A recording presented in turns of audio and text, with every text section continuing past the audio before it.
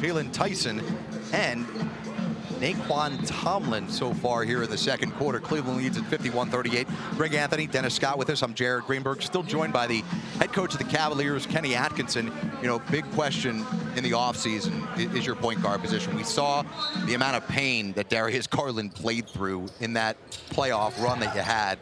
He undergoes surgery. You lose Ty Jerome to Memphis in free agency. You bring in Lonzo Ball, as you mentioned.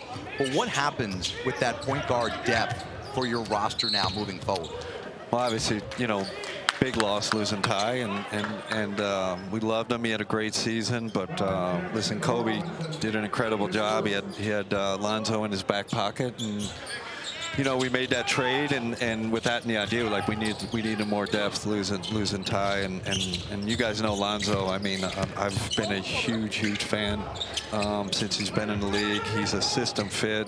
He's 6'6.5". He defends way better than people think, you know, and just a great feel for the game. And you guys know more than anything, it's like IQ transfers in the playoffs, right?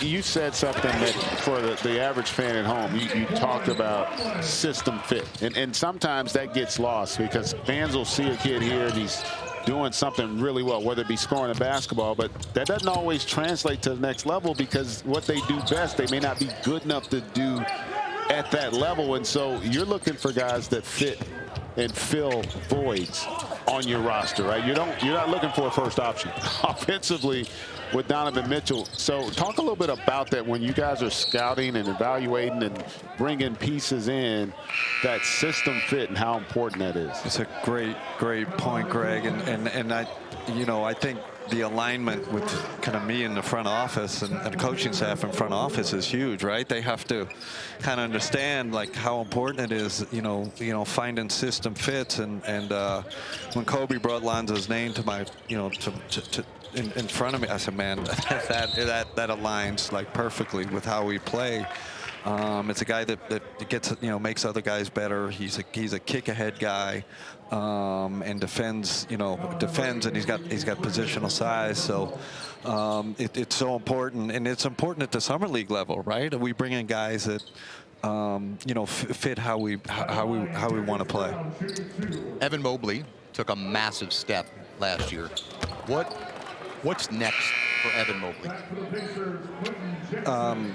I don't want to put added pressure on him, but the truth is he's in these next 2 or 3 years, he's got to be in the MVP conversation. I mean, talent-wise, I don't see why not. And I'm not trying to oversell him or put pressure on him, but I was just out with him 2 days in LA watching him work out. He's got everything. So it's going to be on us as coaches to empower him even more, on Donovan and Darius and those guys to empower him more.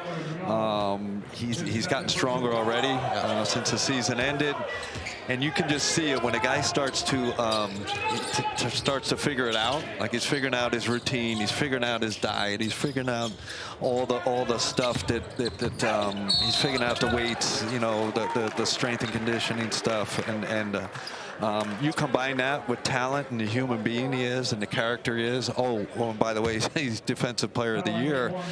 It's like, why shouldn't this guy, put himself in the conversation, to be an MVP in this league eventually? That's a great point. And NBA